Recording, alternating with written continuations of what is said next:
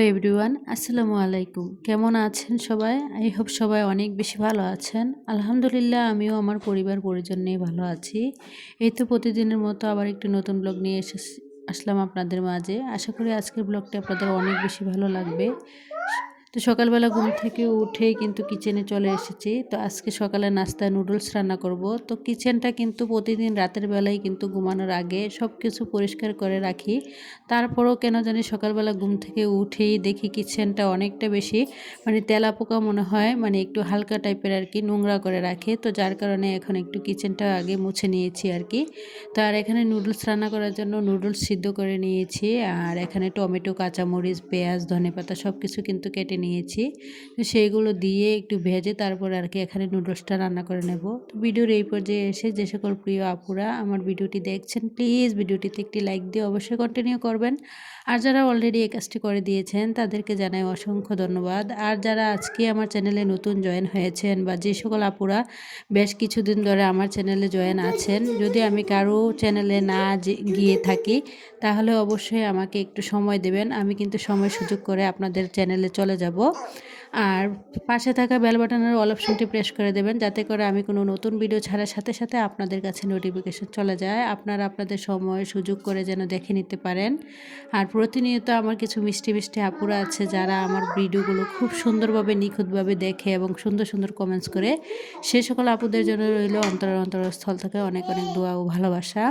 তো যাই হোক, এখানে আর কি আজকে সকালের নাস্তা নুডলস রান্না করে নিয়েছি। তো আমি যখন ভিডিওতে ভয়েস দিচ্ছিলাম আজকে কিন্তু অনেক বাইরে নয়েজ আসবে, কারণ আমার বাসার খুব পাশেই কিন্তু একটা মাহফিল হচ্ছে। তো যখন ভিডিওতে ভয়েস দিচ্ছিলাম বিকেলবেলা, তো মাহফিলের কার্যক্রম কিন্তু শুরু হয়ে গিয়েছিল। তো প্লিজ সবাই একটু ক্ষমা সুন্দর দৃষ্টিতে দেখবেন। আর আমার মেয়েটা তো কি বলবো, যখনই আমি ভিডিও করি না কেন বা ভিডিওতে ভয়েস দিই না কেন, ও কিন্তু সবসময় আমার পাশে থাকে। তো ছোট মানুষ বলে কথা, অনেক সময় দেখা গিয়েছে ওকে চুপ থাকতে বলি, তারপরও কেন জানি চুপ থাকে না। তো যাই হোক, এখানে আর কি সকালে নাস্তাটা রেডি করে নিচ্ছি। এখানে 2 কাপ দুধ চা করে নিয়েছি আর নুডলস রান্না করে নিয়েছি।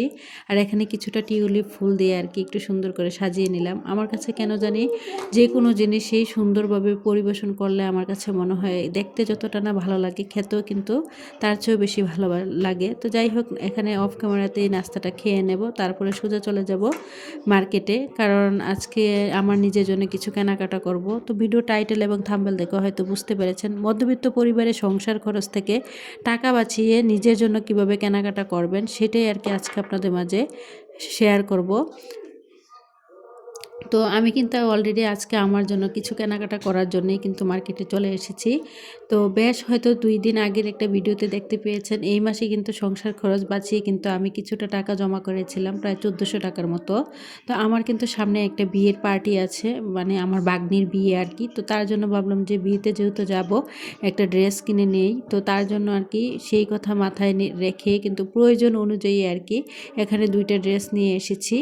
তো আসলে দেখা গিয়েছে আর কিছুদিন পরেই কিন্তু রমজান মাস। তো রমজান মাস আসলে এমনিতেই কিন্তু সবারই কেনাকাটা থাকে। তো যাই হোক, এখন কিন্তু আমি নিজের জন্য কিছু কেনাকাটা করেছি, কারণ এটা আমার একদমই বেশি প্রয়োজন ছিল।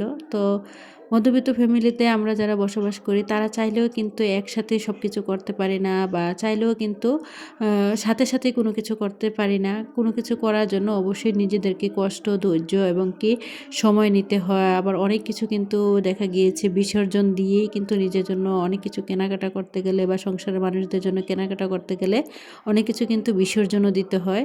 তো একটু হিসেব আর বুদ্ধি করে সংসারটা চালাই বলেই কিন্তু আমি সবসময় নিজের জন্য যা কোনো কিছু কিনি না কেন বা সংসারের জন্য কোনো কিছু কিনতে গেলেও কিন্তু দেখা গিয়েছে টাকা পয়সার প্রয়োজন হয়। তো সেই টাকা পয়সাগুলো আমরা গৃহিণীরা যদি সংসার খরচ থেকে বাঁচিয়ে যদি সেই টাকা দিয়ে যদি কেনাকাটা করি, তাহলে দেখবেন নিজের উপরে এত বেশি চাপ পড়ে না, বা সংসার চালাতে গেলে কিন্তু হিমশিম হয় না। নিজেরা শুধুমাত্র একটু বুদ্ধি খাটিয়ে যদি সংসারটা টেকনিক খাটিয়ে যদি চালানো যায়, যেমন দেখা গিয়েছে অনেক সময় দেখা যায়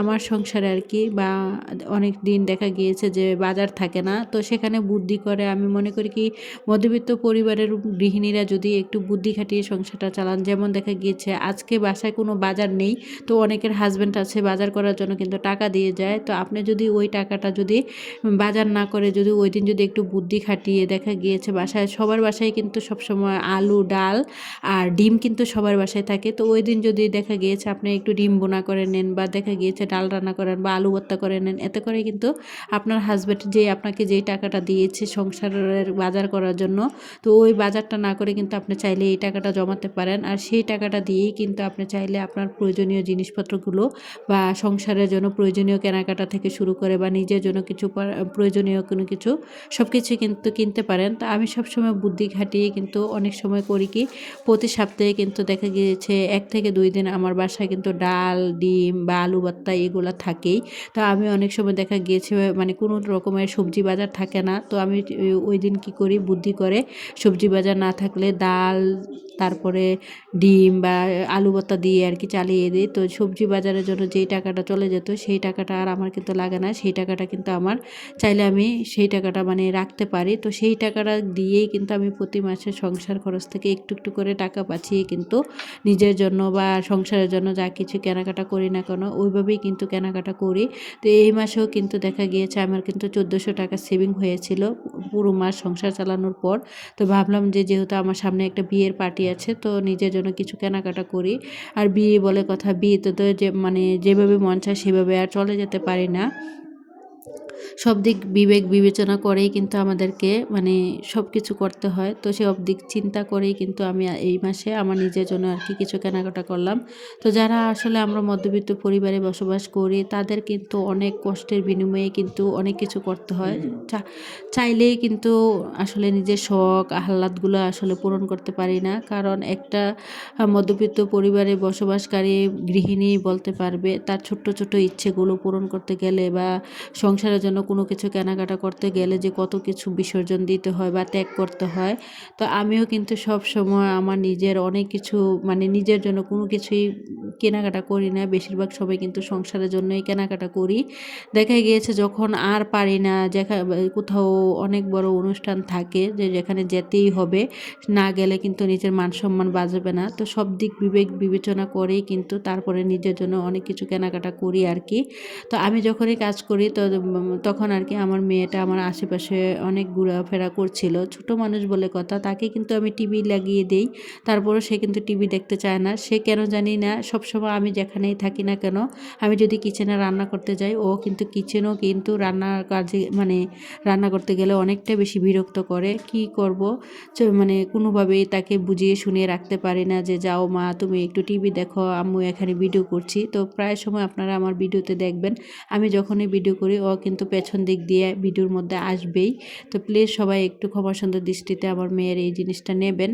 তো দেখা গিয়েছে ওর কিন্তু 3 বছর চলে, যার কারণে সে কিন্তু আসলে মানে এক জায়গায় বসিয়ে রাখলেই যে বসে থাকবে তা কিন্তু না, নিজেই কিন্তু চলাফেরা করতে পারে, সব কিছু করতে পারে, যার কারণে দেখা গিয়েছে ভিডিওর মধ্যে প্রায় সময় সে চলে আসে।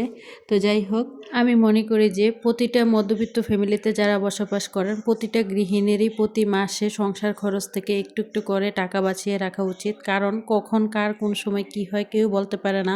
অনেক সময় দেখা গিয়েছে মানে প্রতি মাসেই কিন্তু দেখা গিয়েছে অনেক সময় কেউ অসুস্থ হলো তখনই কিন্তু টাকার প্রয়োজন হয়। তো দেখা গিয়েছে ওষুধ কেনার কাজে কিন্তু অনেকটা এক্সট্রা টাকা খরচ হয়ে যায়।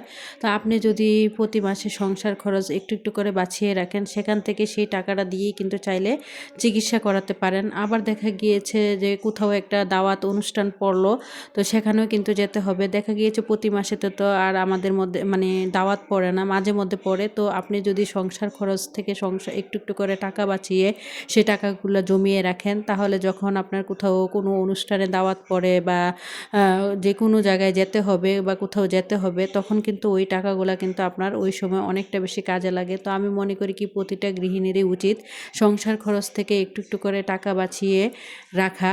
আর কখন মানে কোন বিপদ আসে কেউই কিন্তু বলতে পারবে না। অনেক সময় দেখা গিয়েছে একটা মেহমান, হুট করে একটা মেহমান চলে আসলো, তো মেহমানের জন্য কিন্তু বাসায় অনেক সময় দেখা কিছু অনেক কিছুই থাকে না। তো কোনো কিছু আনতে গেলেও কিন্তু টাকার প্রয়োজন হয় বা চিকিৎসার জন্য কিন্তু টাকার প্রয়োজন হয় বা কোথাও দাওয়াত খেতে গেলেন বা কোথাও ঘুরতে গেলেন তখনও কিন্তু টাকার প্রয়োজন হয়। তো সব কিছু যদি আমরা একটু হিসেব করে চলি আর সেই সংসার খরচটা যদি হিসেব করে চালাই, সব কিছু চিন্তা করার পর কিন্তু আমরা চাইলে কিন্তু প্রতি মাসেই কিন্তু আপনি 500 থেকে 1000 বা 1500 টাকা কিন্তু আপনারা চাইলেই কিন্তু আসলে জমাতে পারেন। আর সেই জমানো টাকা দিয়েই কিন্তু দেখা গিয়েছে সংসারের জন্য কোনো কিছু চাইলে কিনতে পারেন বা নিজের জন্য চাইলে কোনো কিছু কিনতে পারেন, বা দেখা গিয়েছে কেউ অসুস্থ হলে চিকিৎসার ক্ষেত্রে কাজে লাগাতে পারেন, বা কোথাও ঘুরতে যেতে পারেন পরিবারের মানুষের সাথে। আসলে সব সময় যে টাকা পয়সা জমিয়ে রেখে রেখে দেবো তা কিন্তু না, সেই টাকা পয়সাগুলো কিন্তু আমাদের নিজেদের চাহিদার জন্যই কিন্তু আবার কিন্তু কাজে লাগাতে হবে, বা কাজেই লাগাই দেখবেন কোনো না কোনোভাবেই কিন্তু সেই টাকাগুলো চলেই যায়, একেবারে যে থেকে যায় তা কিন্তু না। আবার দেখা গিয়েছে যদি ব্যাংকের মধ্যে রাখেন বা কোথাও ডিপিএসের মাধ্যমে রাখেন তাহলে আর কি সেই টাকাটা শুধুমাত্র থেকে যায়। তো আমি মনে করি কি মধ্যবিত্ত পরিবারের গৃহিণীরা একটু হিসেব বুদ্ধি করে যদি সংসারটা না চালান কখনোই কিন্তু কোনো দিন আপনি দেখা গিয়েছে টাকা পয়সা সঞ্চয় করতে পারবেন না, বা নিজের ইচ্ছেগুলো ছোট ছোট ইচ্ছেগুলো থেকে শুরু করে বড় বড় ইচ্ছে সব কিছু পূরণ করতে পারবেন না। আর সেগুলো করতে গেলেও আপনাকে অনেক বেশি কষ্ট করতে হবে। তার জন্য আমি বলি কি প্রতি মাসেই কিন্তু আমাদের গৃহিণীদের একটু একটু করে হিসেব করে বুদ্ধি করে সংসারটা চালিয়ে সঞ্চয় করা উচিত। আর সেই সঞ্চয়ের টাকাগুলো দিয়েই কিন্তু নিজের জন্য কেনাকাটা থেকে শুরু করে সংসারের জন্য কেনাকাটা সব কিছুই কিন্তু আপনি করতে পারবেন। তো যাই হোক, আপনাদের সাথে কথা বলতে বলতে কিন্তু সংসারে অনেক কাজকর্ম করে নিয়েছি, তারপরে সোজা চলে এসেছিলাম দুপুরে রান্নাবান্না করার জন্য। তো আজকে দুপুরের রান্না এখানে সবজি দিয়ে মাছ রান্না করব, আর তার জন্য ফুলকপি কেটে নিয়েছি, আর এখানে 5 পিস মাছ ভেজে নিয়েছি আর কি। তো মাছ দিয়ে ফুলকপি রান্না করব আর লাল শাক ভাজি করে নিয়েছি, এগুলো দিয়েই কিন্তু আজকে আমাদের দুপুরে খাওয়া দাওয়া হয়ে যাবে। আমি চাইলে কিন্তু এখানে আরও মাছ নিতে পারতাম, কিন্তু না, আমি কিন্তু এখানে হিসেব করেই বুদ্ধি করেই কিন্তু এখানে মাছ নিয়েছি। আমরা যেহেতু 4 জন মানুষ তার জন্য 5 পিসেই আসলে যথেষ্ট। তো হিসেব আর বুদ্ধি করলে কিন্তু আপনার দ্বারাও কিন্তু সব কিছু করা সম্ভব। তো যাই হোক, আমার পরবর্তী ভিডিও দেখার জন্য আমন্ত্রণ জানিয়ে আজকের মতো ভিডিওটা এখানেই শেষ করছি। সবাই ভালো থাকবেন। খুদা হাফেজ। আসসালামু আলাইকুম।